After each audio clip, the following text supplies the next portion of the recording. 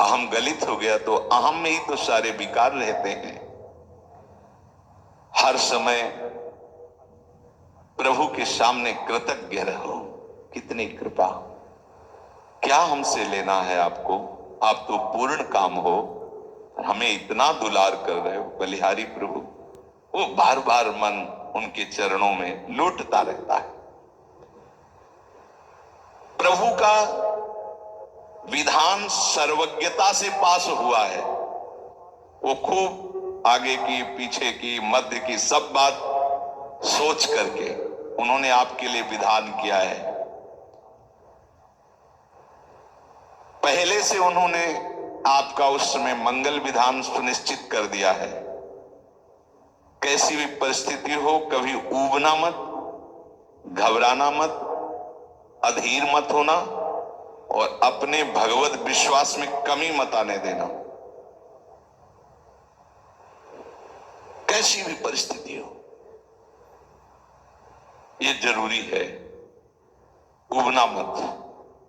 बहुत हो गया कष्ट सहते सहते, कितना सहूं, नहीं। ये अगर ऐसा आ रहा है तो अभी आप भगवद आश्रित नहीं हुए। नहीं, ऐसा आ ही नहीं सकता। बड़ा आनंद आता है, कष्ट में बड़ा आनंद आता है। पूरा का पूरा मन, इंद्रियां केवल प्रभु में होती, क्योंकि कष्ट में कोई विषय की इच्छा तो होती नहीं। किसी को भी भारी पीड़ा है तो सब उसी में होती। जिसने अभ्यास किया है भगवत चिंतन का, आश्रय है प्रभु का, तो कष्ट में भाग के कहां जाएगा, उसी में तो एकदम तन्मय हो जाता है मन, इंद्रिया।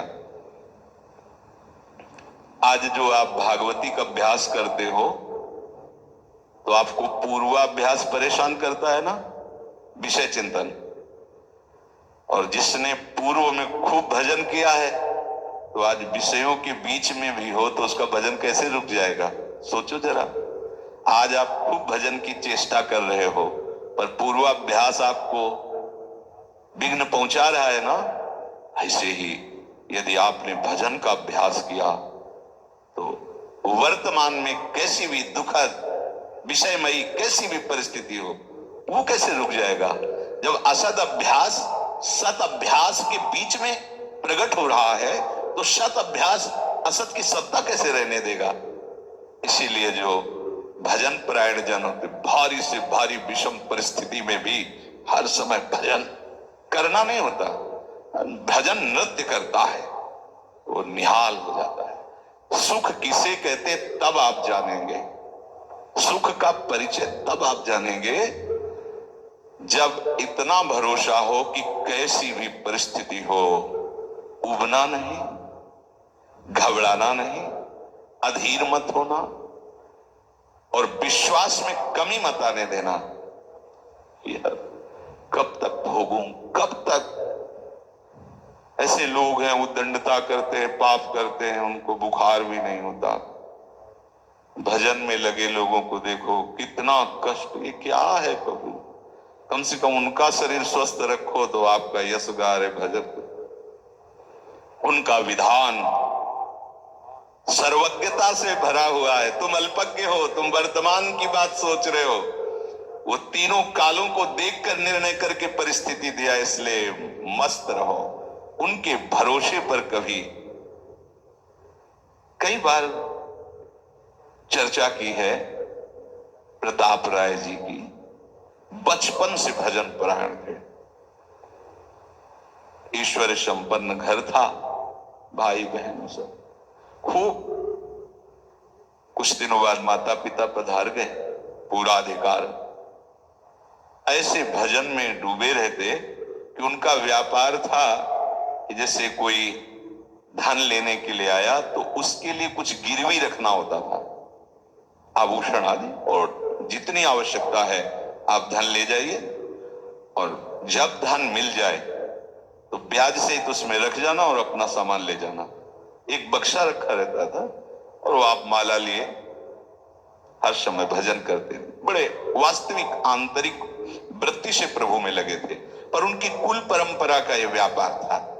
जैसे सदन जी की कुल परंपरा, तो कुछ गृहस्थ ऐसे महापुरुष जो अपने भगवान भी कहते पर धर्मो भयावह सुधर्मो निधनो श्रेया। पर धर्म, वो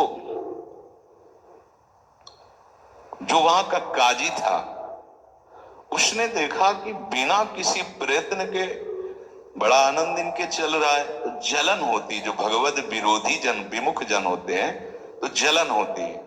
इसको दूसरे रूप में हम कह सकते हैं कि प्रभु अब उनके भजन का फल देना चाहते थे। दोनों बातें, परिणाम जान गए हैं इसलिए हम कह रहे हैं प्रभु उनके भजन का फल देना चाहते थे, और वो वर्तमान से देखो तो वो द्रोही थे, भगवत द्रोही जन। 3 लोगों ने काजी से मिलकर कहा बड़ा सुख लूट रहा है, हम जाके देखा है बढ़िया काम बन जाए। वो देखता भी नहीं कि बक्से में क्या रखा गया। ठीक, तो कुछ कंकड़ ऐसे झोली में, पहले थैली टाइप की झोली होती, गए प्रणाम किया और कहा हमें 10,000 रुपए की आवश्यकता है, यहां लिखो उसका तारीख दिन, और चेक भी नहीं करे। वो इतने विश्वास परायण भक्त थे, अभी तक ऐसा कुछ हुआ भी नहीं था। 10,000 रुपए थे। थोड़ी देर में दूसरा आ गया, थोड़ी देर में तीसरा आ गया, उनको धन था, दे दिया। 2-3 दिन बाद एक आया, 10,000 का ब्याज, 10,000 रुपए उनका, अपने जहां रखा हो निकाल लीजिए।